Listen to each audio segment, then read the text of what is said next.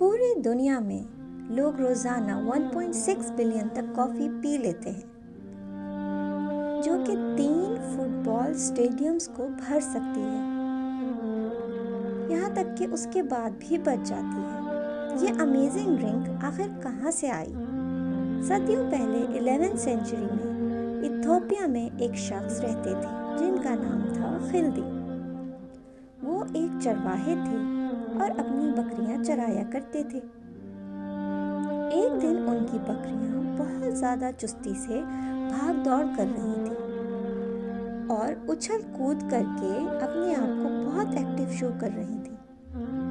خلدی نے غور کرنے پر دیکھا کہ بکریاں کوئی مخصوص بیری کھا رہی ہیں۔ وہ بیری تیز لال رنگ کی تھی اور کافی بیریز تھیں، جو کہ کافی چیریز کے نام سے بھی جانی جاتی ہیں۔ خلدی نے جب ان بیریز کو خود بھی کھا کر دیکھا تو انہیں اپنے اندر بہت توانائی اور طاقت آتی محسوس ہوئی۔ تو اس طرح کافی کی ڈسکوری ہوئی۔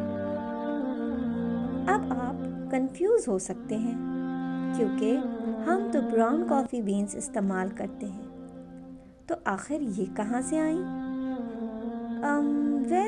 ریڈ کافی چیریز کے اندر ایک وائٹ کلر کی سیڈ ہوتی ہے۔ کافی چیری کے اندر سے اسے نکال کے آگ پر روسٹ کیا جاتا ہے اور یوں ہمیں مل جاتی ہیں براؤن کافی بینز۔ خلدی کی یہ ڈسکوری یعنی یہ یمی ڈرنک بہت تیزی سے عربین پیننسولا میں مشہور ہوئی اور اس کے پہلے فارمز یمن میں لگائے گئے۔ مگر مزے کا فیکٹ یہ ہے کہ چونکہ یہ عرب میں ڈسکور ہوئی تو اس کا نام قہوہ تھا۔ جب یہ ترکی سیریا کی طرف گئی تو اس کا نام قہوہ ہو گیا، اور جب یورپ کی طرف بڑھی تو اس کے نام مزید سے مزید بدلتے گئے، بدل کر قہوہ، پھر کیفے اور آخر کار کافی بن گئی۔ یعنی یہ بات بالکل کلیئر ہو گئی کہ کافی ایک مسلم ڈرنک ہے۔ بہت لمبے عرصے تک کرسچنز کافی پینے کی اجازت بھی نہیں دیتے تھے۔ وہ سمجھتے تھے کہ چونکہ مسلمان اسے پیتے ہیں لہٰذا یہ کسی بھی قسم کی شیطانی ڈرنک ہے، تو ہمیں اس سے دور رہنا چاہیے۔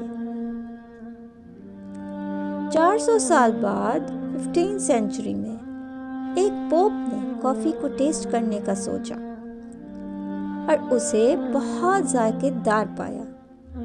پھر اس پوپ نے لوگوں کو بتایا کہ یہ بات درست نہیں کہ کرسچنز اسے نہیں پی سکتے، اس لیے انہوں نے اسے اپنے پینے کے لیے پاک کیا اور آرام سے پینے لگے۔ اب آپ جب بھی کافی پئیں یہ یاد رکھیں کہ کافی ایک اور بڑی انوینشن ہے جو مسلمانوں نے انوینٹ کی۔ برادر خلدی ایک ٹرو مسلم تھے، انہوں نے یہ ڈسکوری کر کے پوری دنیا کو حیران کن ٹیسٹی چیز عطا کی۔